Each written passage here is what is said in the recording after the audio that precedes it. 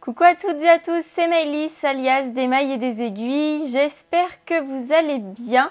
On se retrouve aujourd'hui pour une petite vidéo couture à la cool. Je rentre de 7 jours de vacances en Égypte et je suis encore en vacances actuellement jusque quasiment fin septembre. Donc je vais prendre un peu de temps pour pouvoir coudre des projets et aujourd'hui j'avais envie de vous emmener avec moi dans la couture de la robe Florence, qui est un patron de Majam Couture et donc qui est issu d'une box, en réalité une box couture que j'ai acheté il y a un petit moment déjà, mais que j'avais jamais pris le temps de coudre et voilà, de regarder un petit peu plus en détail. Je me suis un peu plus attardée sur le patron avant de partir en vacances, mais j'ai pas eu le temps de commencer à coudre. J'ai déjà découpé mes pièces de patron, donc tout est décalqué, découpé, etc. J'ai fait les modifs avec les petits ajustements de stature puisque je fais que 1m55 et que la stature était prévue pour 1m68. Je vous en parlerai au fur et à mesure plus en détail, mais voilà, j'ai déjà tout fait et puis j'ai tout laissé en plan juste avant de partir en vacances. Et là, on est revenu dimanche soir, là on est mardi matin. Donc du coup, je vais essayer de m'y mettre et j'espère pouvoir l'avoir terminée aujourd'hui. Avant d'entamer cette vidéo à proprement parler, je m'excuse pour le décor. Puisque, comme je vous le disais dans ma précédente vidéo, que je vous remets dans le petit i si jamais vous ne l'avez pas vu, en fait on est en train de faire des travaux dans cette pièce-là qui est mon atelier, qui avant faisait 25 mètres carrés, donc qui était une très grande pièce, et que l'on a coupé en deux pour pouvoir en faire deux pièces, donc une chambre d'enfants, d'amis, de bureau, on ne sait pas trop comment on va l'aménager, mais en tout cas une chambre avec une ouverture qu'on a créée, une fenêtre, puisque sinon il n'y avait qu'une fenêtre dans cette pièce-là. Enfin, en tout cas, dans la grande pièce, il n'y avait que la fenêtre qui était là à l'origine. Donc, on a créé une deuxième fenêtre, on a monté les cloisons et là, on attend le plombier qui doit passer pas avant le mois d'octobre. Donc, pour le moment, c'est tout en stand-by. Donc, il est possible pendant la vidéo que vous voyez de la laine de verre, des rails de placo apparents. Voilà, je suis désolée, j'espère que ça vous dérangera pas trop. En tout cas, c'est la vraie vie, c'est comme ça que je couds. Ayant la petite entreprise de couture à côté, je ne peux pas me permettre de ranger mes machines pendant 2 mois, c'est pas possible. Donc pour le coup, je protège tout, je débarrasse quand il y a vraiment trop de poussière, mais sinon ça reste en place. Et par rapport à la vidéo, de la dernière vidéo, j'avais tous mes bobines de fil, etc. sur le mur qui est là, ici. Mais déjà, vous pouvez déjà voir qu'on a tourné, qu'on a mis ça là. Alors c'est temporaire hein, parce qu'après ça va repasser contre le mur. Comme je vous disais, on attend le plombier pour nous faire passer les tuyaux du nouveau chauffage. Donc pour le moment, on ne peut rien mettre comme plan de travail, même si j'ai absolument très hâte de pouvoir commencer l'aménagement officiel de mon petit atelier. Sans plus attendre, on va passer du coup à la partie couture de cette robe du coup, puisque c'est de ça dont il s'agit aujourd'hui. Et je vais vous montrer les différentes étapes avec moi. Il faut juste savoir que le livret de couture avec les explications détaillées est sur l'iPad avec lequel je filme actuellement. Donc il va falloir que je fasse un petit exercice de mémoire pour mémoriser les étapes et que je puisse filmer tout d'une traite certaines choses. Vous inquiétez pas s'il y a plusieurs coupures, c'est peut-être que voilà, je n'aurai pas tout enregistré. Normalement, vous devriez pas trop le voir, mais si jamais c'est le cas, désolé. Je m'installe, je branche mes machines, je retire ma brodeuse qui ne me servira pas. Je retire également les protections des machines, j'attrape mes pièces et je les trie. Je marque également les crans que j'aurais pu oublier. Et je vais pouvoir passer à la première partie du patron, c'est-à-dire à la partie surjet des pièces mentionnées. Donc pas toutes les pièces, mais certaines parties de certaines pièces.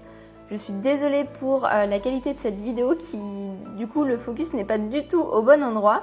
Mais je continue simplement à surjeter les pièces que le patron nous indique.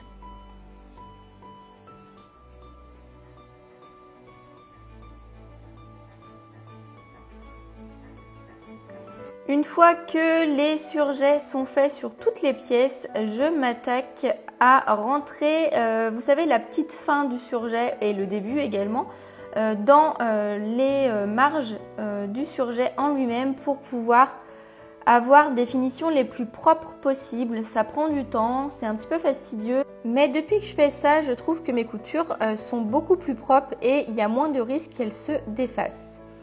Je viens marquer les pinces de ma pièce dos du coup. J'ai 2 pinces à tracer sur cette pièce, donc je les trace avec un feutre effaçable à la chaleur. Je viens pour la première épingler les traits les uns contre les autres à l'aide de petites épingles. Et pour la deuxième, j'ai décidé de tester une autre technique que j'ai vue sur Instagram. C'est Atelier Minsa qui l'a partagée et qui consiste en fait à venir bâtir avec un petit point invisible. Donc on forme une petite échelle le long de nos 2 traits de pince. Et une fois qu'on arrive au bout de la partie la plus large, on va venir, comme vous pouvez le voir, tirer pour en fait fermer et rétrécir et ça forme ainsi la pince. Je prépare mon fil, et enfin surtout ma canette en l'occurrence puisque je ne l'avais pas fait auparavant et je commence à coudre sur ma première pince, celle avec les épingles. Je prends le temps de ne pas de faire un petit nœud au bout pour ne pas faire un point d'arrêt et je recommence l'opération sur ma deuxième pince. Pareil, même finition.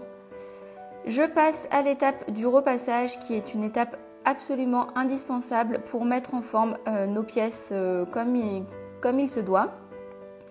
Je viens épingler mon empiècement dos avec mon dos tout court et je passe à la partie couture.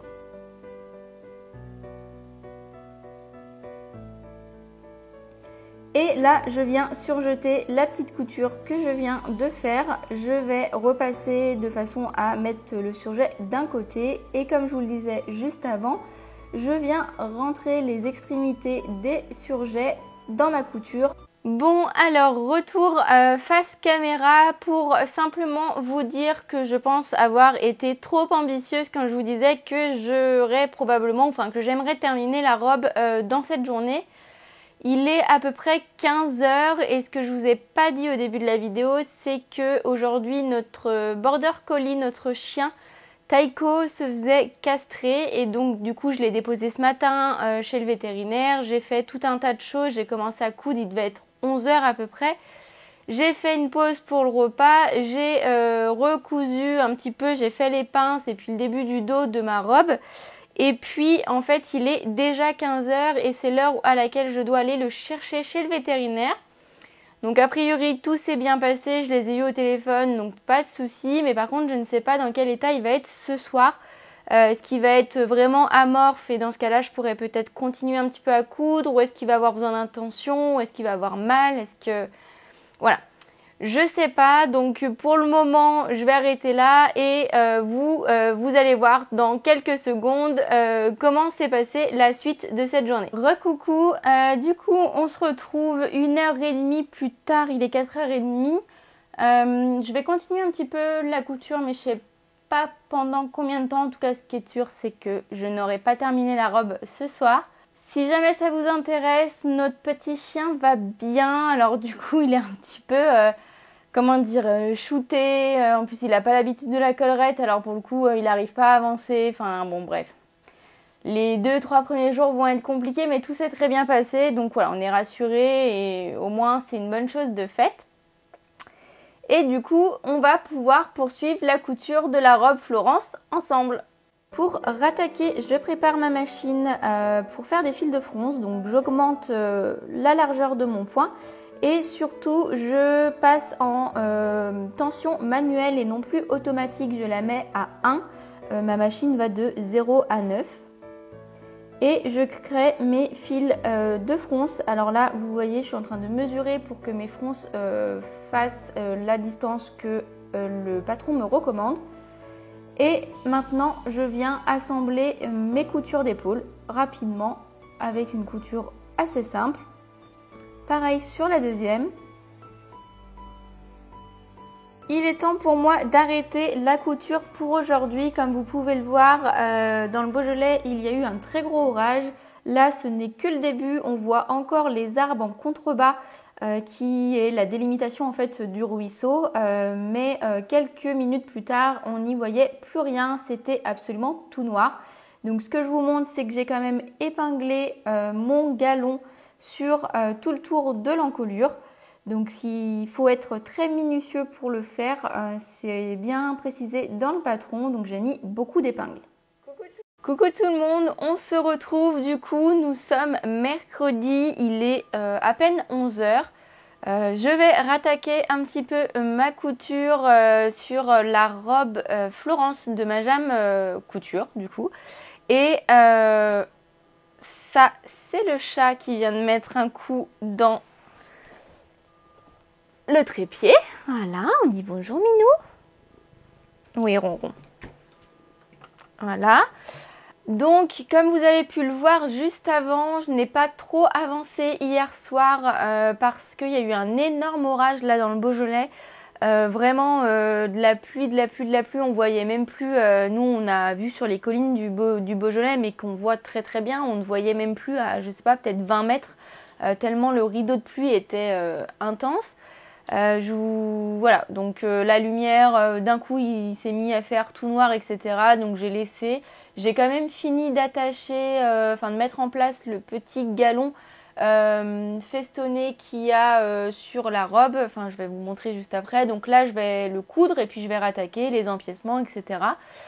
Pour avancer un petit peu. Je rattaque avec la piqûre de maintien du galon sur toute l'encolure.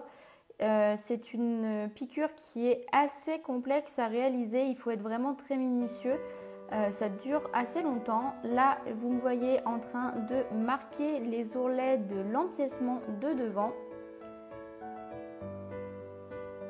Et du coup, je viens faire une piqûre de maintien de mon ourlet. Et là, je me rends compte que je ne l'ai pas fait assez proche, donc je recommence. Et vient le temps de découdre la petite boulette couture que j'ai fait. C'est pas grave, ça fait partie des aléas, mais ça prend un petit peu de temps. Je défais tout bien, y compris les points d'arrêt qui sont toujours plus compliqués.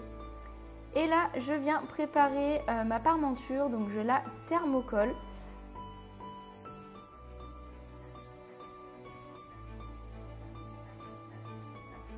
Une fois la parmenture thermocollée, je viens surjeter les coutures d'assemblage que j'ai faites pour assembler les trois parties. Je rentre les petits surjets comme d'habitude à l'aide d'une petite aiguille. Et là, je vais surjeter toute la partie extérieure de ma bande d'encolure. Je vous ai dit bande d'encolure alors que je voulais parler de la parmenture. Parmenture que je viens accrocher sur le devant de ma robe alors que j'ai coincé mon petit empiècement. Je viens coudre le tout. Pareil, il faut être assez minutieux. Je reprends pour ça la piqûre de maintien que j'ai déjà fait pour être sûr que je pique au même endroit. Je viens repasser ma parmenture sur l'envers pour que les bords soient bien propres, bien nets. C'est une étape qui m'a pris pas mal de temps, mais finalement, elle m'a fait gagner du temps par la suite. Je viens réaliser une surpiqûre pour maintenir la parmenture en place. Alors pareil, il faut être très minutieux, mais ça se passe plutôt bien si on a fait un bon repassage. C'est là où je vous disais que j'ai gagné du temps à mon avis. Après avoir assemblé mes pièces devant et la jupe, et pareil pour les dos et les deux demi-jupes, je vais pouvoir venir faire les assemblages au niveau des côtés. Donc je prends bien le temps d'épingler au niveau en haut et en bas et surtout de la ligne des empiècements pour que ça soit bien aligné et bien propre. Je fais pareil de l'autre côté, sachant qu'en plus de l'autre côté, il y a l'écran du zip. Je réalise la couture d'assemblage à l'aide de ma machine à coudre. Je fais la même chose de l'autre côté en m'arrêtant au niveau du cran de zip. Et je vais pouvoir venir ouvrir mes coutures pour que ça soit bien propre. Et surtout que ça me facilite la vie pour la préparation de la pose du zip. Donc je l'épingle bien d'un côté Et je vais déjà changer mon pied presseur, puis passer à la partie couture à la machine. Je retire les épingles au fur et à mesure, j'ouvre en entier mon zip et je prends le temps de faire les choses proprement. Je vérifie si tout va bien et je réalise la même chose de l'autre côté, sachant que je me suis rendu compte à ce moment que j'avais un petit pli, donc c'est pas grave, je découds et je vais recommencer en prenant le soin de bien tout réépingler. Et là, c'est tout bon, ce coup-ci, il n'y a plus de souci. Je fais un joli point d'arrêt en bas de mon zip et je coupe tous mes petits fils. Je repasse le tout pour que ça soit bien propre et je vais pouvoir passer à l'assemblage des manches. Donc, je résorbe l'embu du mieux que je peux. J'épingle beaucoup, comme d'habitude. Et je passe à l'assemblage au niveau de la machine à coudre. Je fais pareil sur la deuxième manche, évidemment. Et je passe au surjet de cette couture. Pareil pour la deuxième manche. C'est l'heure du premier essayage et je suis déjà plutôt satisfaite. J'essaye de voir ce qui tombe bien et ce que je pourrais améliorer. Et c'est à ce moment-là que je décide de la taille des ourlets. Je vais finalement garder ce qui est préconisé dans le patron, c'est-à-dire des ourlets de 0,5, donc de 2 fois 0,5, un premier entrée de 0,5 puis un second, que je prépare bien comme il faut en les repassant. Je passe à la couture, j'ai pour cela réglé ma machine pour que je puisse coudre au plus près du bord. Et c'est parti pour un tour entier d'ourlet sur cette robe. Je réalise la même chose pour les manches, donc je trace d'abord mes premiers 0,5 cm, je les plie à l'aide de mon fer, je réalise le deuxième repli et je le marque également, je mets quelques épingles et je passe à la partie couture avec la machine à coudre. Et la dernière étape, mais indispensable, le repassage final de ma toute nouvelle robe Florence, cousue à partir du patron de Majam Couture. Recoucou à tous, nous sommes donc jeudi matin et je viens de terminer ma robe. En effet, hier soir, j'ai laissé de côté les ourlets. Mon chéri qui fait les vendanges actuellement est rentré un petit peu plus tôt, donc du coup, voilà, il me restait cette dernière étape, mais je voulais passer un peu de temps avec lui.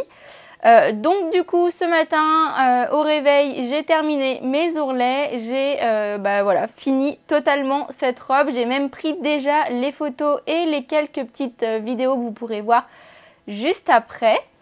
Que vous dire à part que j'en suis absolument ravie, vraiment. Voilà, j'aimais beaucoup le modèle de base, mais je sais pas pourquoi j'étais pas non plus convaincue du rendu sur moi. Et voilà, je pense que le rendu est très saillant. En tout cas, je me sens bien dedans, je me sens à l'aise. Et j'ai même eu hier un compliment de mon chéri quand je lui ai montré la robe pas terminée avec les ourlets, qui m'a dit « Ah non, mais elle te va vraiment super bien, elle est trop bien taillée ». Tout ça pour vous dire que du coup, bon, j'en suis forcément contente si elle me va bien et si a priori elle me rend jolie. Mais ça veut surtout dire que j'arrive de plus en plus à voir les ajustements de stature qu'il faut faire. Pour rappel, je vous l'ai peut-être déjà dit, je m'excuse si je radote. Je fais 1,55 m et le patron était prévu pour une stature de 1,68 m. Donc j'ai retiré plusieurs centimètres, je vais vous montrer. Alors ça, ce sont mes pièces de patron. D'ailleurs, je vous l'ai peut-être pas encore dit, je me sers désormais d'un papier transparent pour décalquer mes patrons. C'est vachement plus pratique. J'ai chopé l'idée sur le compte YouTube je vous le mets juste en bas parce que moi et les pseudos, ça fait juste 14 000. Donc voilà, donc j'ai vu ça dans une de ces vidéos et je trouvais le côté sympa, donc j'ai voulu tester. Bref, tout ça pour dire que j'ai retiré en effet, je crois, l'équivalent de 4 cm sur la pièce, les 2 pièces de la jupe et 2 cm sur les pièces du buste. Donc ça fait au total 6 cm que j'ai retiré. Je vais poser ça à côté de moi. Je me permets juste de remesurer. Oui, c'est ça, ça fait 2 cm là et 4. C'est ça. Donc au total, sur une stature de 1,68 m, j'ai retiré 6 cm et je trouve qu'elle tombe plutôt bien. Les ourlets sont très petits, on replie de 0,5 et on replie de 0,5, donc ça fait des ourlets de 1 cm. Et heureusement que c'était pas des ourlets de 3 cm parce que là pour le coup la jupe aurait été trop courte pour moi. Sur le patron en lui-même, que vous dire? C'est un patron qui est noté en difficulté 3 sur 5 par Majam Couture. Je trouve que ça correspond plutôt bien, même si en réalité il n'y a pas de grosses difficultés si vous avez déjà cousu des vêtements. Les principales caractéristiques techniques de ce patron, ça va être ici l'empiècement que vous pouvez voir avec la pose du galon qui là pour le coup, alors c'est pas compliqué mais il faut vraiment être minutieux. Un bon repassage c'est primordial aussi et voilà, pour l'empiècement rien de particulier. Il y a une parmenture qu'on vient du coup surpiquer, c'est la surpiqûre que vous voyez là au niveau du décolleté. Donc ça aussi il faut être minutieux pour que ça soit propre. La pose des manches, rien de compliqué, mais voilà, faut savoir résorber l'embu, etc. Et la pose du zip invisible sur le côté, que j'ai ma foi plutôt bien réussi, je trouve. En tout cas, les raccords au niveau des pièces du dos et du devant et celles des jupes sont plutôt bien alignées, enfin même parfaitement alignées. Et j'ai pas de de bosse à la fin de mon zip et j'ai fini à la main pour ne pas avoir de trou en haut du zip parce que du coup si je descends le zip, vous voyez il y a une partie de la robe qui est encore cousue au dessus quoi. Voilà. Que vous dire de plus? Après non, rien de particulier. Le tissu qui est issu de la box du coup est super agréable à coudre et à porter. Je sais plus ce que c'est. Je vous le mettrai en dessous de la vidéo, là en incrustation. J'ai regardé dans le livret de couture de ce patron et en fait Majam Couture préconise d'utiliser des tissus fluides pour cette robe style viscose, cupro, tencel, etc. Et elle dit que si on utilise par exemple de la broderie anglaise, c'est tout à fait possible, mais par contre il faut s'attendre à un rendu qui est beaucoup plus structuré, ce qui coule de source, me direz-vous. Voilà pour la partie patron. J'ai oublié dans les petites caractéristiques techniques, il y a des pinces dans le dos. Hop. Voilà pour la couture de cette petite robe. J'espère que cette journée, alors en tout oui je pense qu'on peut dire que ça m'a pris une journée parce que j'ai cousu mardi le début, on va dire une demi-après-midi, hier une après-midi et ce matin à peine 1 heure. Donc je pense qu'au total ça m'a pris une journée pour coudre cette pièce. Mais en tout cas, je pense que voilà, le temps mis dans cette robe est totalement rentabilisé parce que je vais beaucoup la porter. J'aime vraiment le rendu. Avant de clôturer cette vidéo, je voulais simplement vous préciser que tous les outils ou petits accessoires de couture que j'utilise sont dans la boîte de description en dessous de la vidéo. Je vous le dis parce que souvent j'ai la question dans les commentaires ou par MP sur Instagram qui me demande quelle est la référence de telle règle ou de telle crête tailleur ou de tel truc. Donc je vous ai tout mis en bas comme ça, il y a des petits liens affiliés, c'est tout expliqué. Que serait une vidéo sans aléas techniques? Je viens de me rendre compte que mon micro n'avait plus de batterie et que du coup la vidéo n'a pas enregistré le son pendant un certain temps. Donc me revoilà, je vais essayer de me souvenir de ce que je vous avais dit à la fin de cette vidéo. Quand le micro a coupé, j'en étais à vous parler des liens affiliés qu'il y a dans la boîte de description et qui mènent vers les accessoires couture que je peux utiliser. Tout est expliqué, vous pouvez suivre les liens, vous allez tomber sur du coup voilà, les petits objets que j'utilise au quotidien. Et si jamais vous avez aperçu un outil ou quelque chose que j'ai utilisé que je n'ai pas encore mis dans ce regroupement de liens, n'hésitez pas à me le signaler et à me le dire en commentaire, je vous mettrai à disposition le lien par la suite. Je vous laisse maintenant avec quelques petites vidéos que j'ai pu prendre à l'instant dans mon jardin. Alors pour la petite anecdote, c'était assez rigolo, donc j'habite dans le Beaujolais et nous sommes en pleine période de vendange. Donc j'étais tranquillement dans mon jardin en train de me faire des petites vidéos avec mon trépied, etc. etc. Et il y avait une troupe de vendangeurs qui vendangeaient un petit peu plus loin, mais qui avait vu totalement sur mon jardin. Et que du coup, voilà, j'y prêtais pas forcément attention, mais quand je les ai regardés passer un moment, ils étaient tous 12 ou 15 personnes comme ça, en train de me regarder faire mes petites manigances devant mon appareil photo. Voilà, donc je vous laisse profiter de ces petites images.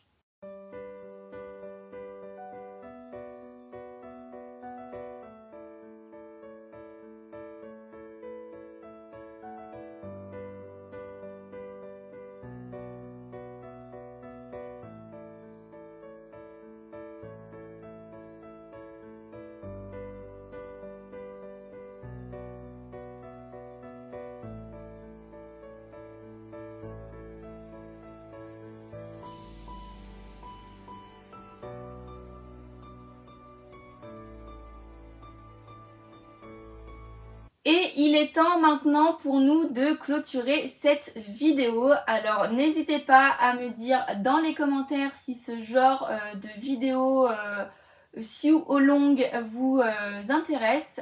C'est pas forcément quelque chose que je fais régulièrement parce que ça prend du temps, mine de rien, de placer l'appareil sur chaque poste de travail à chaque fois. Mais comme je suis en vacances, c'est quelque chose que j'ai eu le temps de faire et puis que j'aime quand même bien faire. Donc voilà, n'hésitez pas à me le dire si vous avez envie de voir d'autres vidéos de ce genre-là, ça m'encouragera à en tourner. En tout cas, j'espère que cette petite vidéo vous a plu, autant que moi j'ai pu prendre de plaisir à la tourner parce que vraiment je me suis beaucoup amusée. Et maintenant, il est l'heure pour moi de vous souhaiter plein de bonnes choses jusqu'à la prochaine vidéo. Prenez le temps pour vous de coudre, de tricoter ou de pratiquer le loisir qui vous plaît et qui vous permet de vous détendre. C'est hyper important, je m'en rends compte encore plus là que j'ai le temps de couper et que je suis en vacances, je le fais peut-être pas assez au quotidien et ça fait vraiment du bien de pouvoir prendre ce temps là. Je vous fais plein de gros bisous, je vous dis à très bientôt dans une prochaine vidéo. Bye bye.